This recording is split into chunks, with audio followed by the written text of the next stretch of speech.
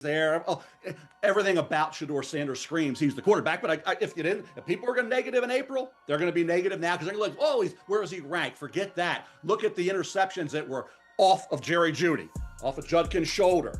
Batted balls like Burrow had one yesterday, batted in a pick six. You blaming Burrow for that? No. You're blaming Shedeur for a couple batted balls that were picked off? You shouldn't. Mel Kiper Jr. just unleashed on the Cleveland media, and he's not mincing words. According to one of the NFL's most respected draft analysts, certain Cleveland reporters are flat out lying about Shador Sanders' rookie season stats. If you followed the Browns this year, you know it's been a wild ride filled with crushing disappointments and fleeting moments of hope. But what's happening off the field might be even more troubling than what's happening on it. Members of the Cleveland media have been hammering home one message all season long: Shador Sanders has been a letdown. They're saying he hasn't lived up to the hype, that he's shown he can't be the franchise quarterback, and that the Browns need to keep searching for their long-term answer under center. But Mel Kiper Jr. isn't buying it. In fact, he's calling it what he believes it is: a lie. That's not changing. That's not changing in great weather or brutal weather conditions. If you're going to sit there and tell me you weren't impressed with the rookie year of Shedeur Sanders, I would say you weren't watching the same game I was. Kiper made it crystal clear. The media members pushing the narrative that Shador Sanders wasn't good this season are lying about the rookie quarterback's performance. Let that sink in. One of football's most credible evaluators just accused local Cleveland media of dishonesty. This isn't a simple difference of opinion about draft rankings or playing style. Kiper is saying the facts are being deliberately twisted, the context is being conveniently ignored, and the truth is being buried under a pile of bias and negativity. So what exactly did Mel Kiper say that's got the football world buzzing? He exposed what he sees as blatant hypocrisy and unfair double standards being applied to Shador Sanders, and he did it in a way that's impossible to dismiss. Kiper acknowledged the obvious. Yes, Shador threw interceptions this season. No one's pretending otherwise. Turnovers happened. Mistakes were made. There were games where the rookie looked exactly like what he is, a first-year player learning on the fly, adjusting to NFL speed, NFL defenses, and NFL complexity. But here's where Kiper absolutely dismantled Cleveland's media narrative. Everything about Shedeur Sanders screams he's the quarterback. But if people are going to negative in April, they're going to be negative now because they're going to be like, oh, where is he ranked? Forget that. Look at the interceptions that were off of Jerry Jeudy. He posed a simple question that nobody in Cleveland seems willing to answer. Why are they so quick to crucify Shedeur Sanders for throwing interceptions while simultaneously praising Joe Burrow, who also threw interceptions this season, as a great quarterback? Think about the hypocrisy for a second. Joe Burrow is an established veteran. He's been in the league for years, he's had multiple NFL training camps, countless first-team reps, and the full support of a competent organization built around him. Yet when Burrow throws picks, the excuses roll out immediately. It's bad luck, it's offensive line breakdowns, it's miscommunication with receivers. But when Shedeur Sanders, a rookie in his first NFL season, throws picks, suddenly he's not franchise material. Suddenly he's a bust. Suddenly the Browns need to move on and look elsewhere. The logic doesn't hold up, and Mel Kiper is exposing it for exactly what it is: a double standard that has nothing to do with honest football evaluation. Here's what makes this even more frustrating for anyone who values fairness and accuracy. Shedeur Sanders is just a rookie. He's a first-year player who walked into one of the toughest situations any young quarterback could possibly face. This wasn't some cushy landing spot with a stout offensive line, elite weapons, and a patient fan base willing to let him grow.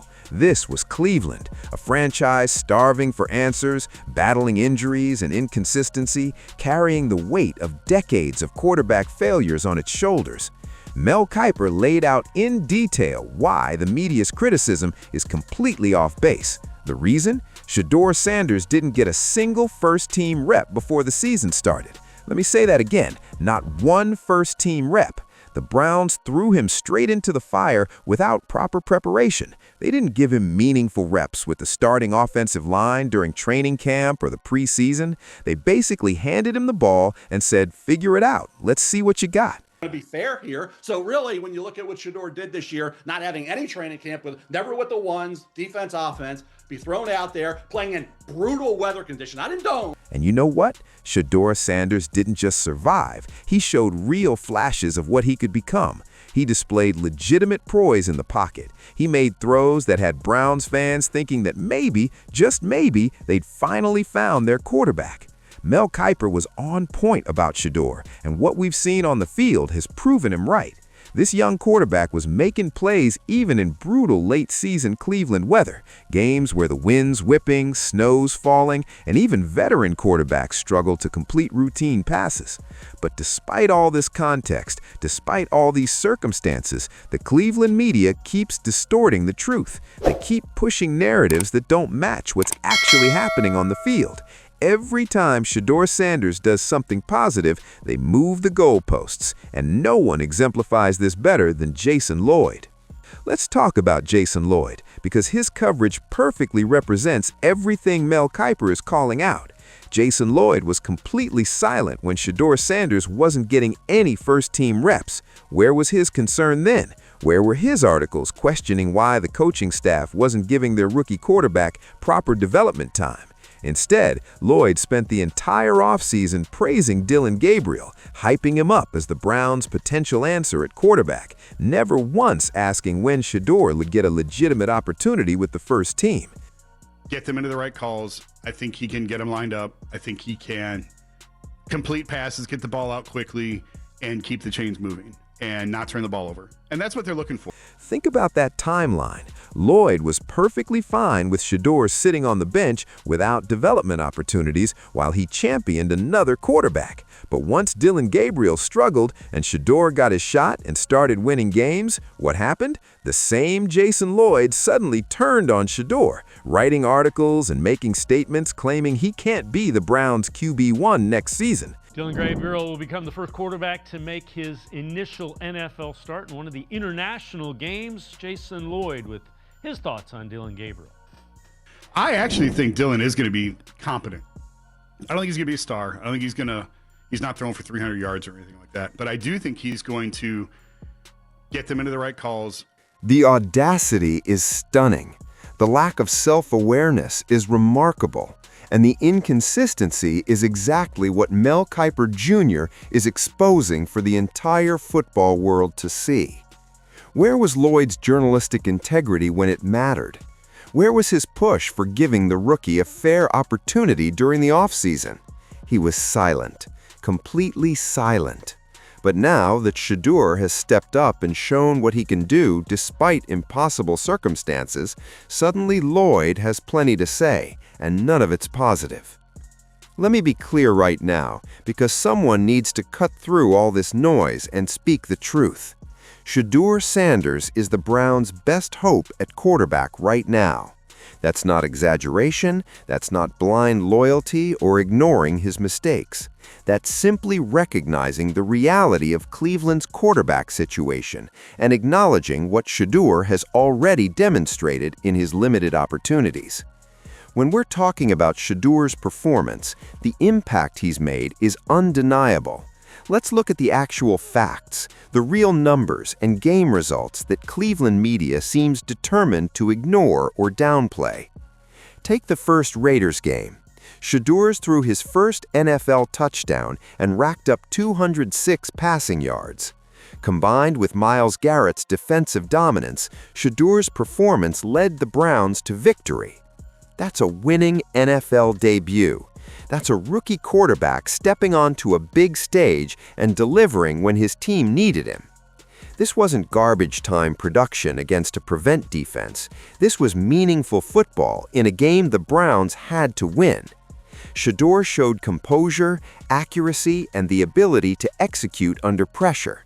He connected with his receivers, managed the game smartly, and did exactly what the coaching staff asked. The result? A W. But did the Cleveland media celebrate it? Did they acknowledge that maybe they had something developing? Not a chance. They moved the goalposts and found new angles to criticize. But it gets even better. Let's talk about the Titans game, because this is where Shedeur Sanders really showcased his potential. Shedeur brought the Browns back into that game single-handedly with an absolutely phenomenal performance. 4 touchdowns and 364 passing yards.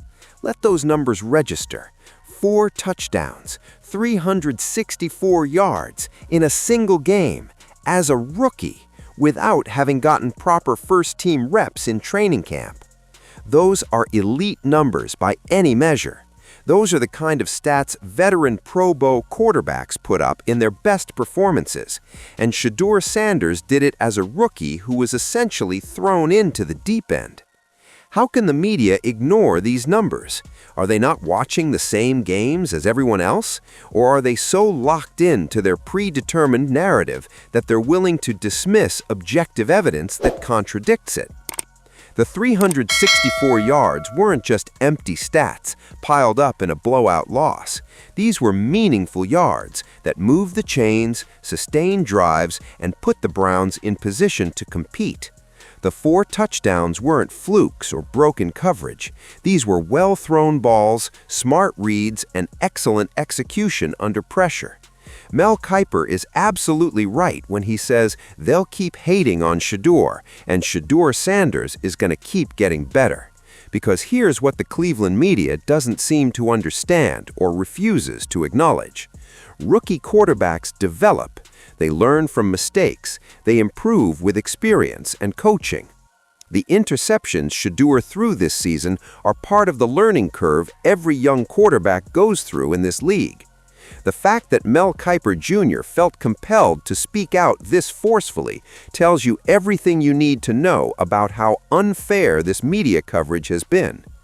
Kiper's been in this business for decades. He's seen it all. Yet, he felt the need to specifically call out Cleveland media for their treatment of Shedeur Sanders. That's significant, and it shouldn't be overlooked.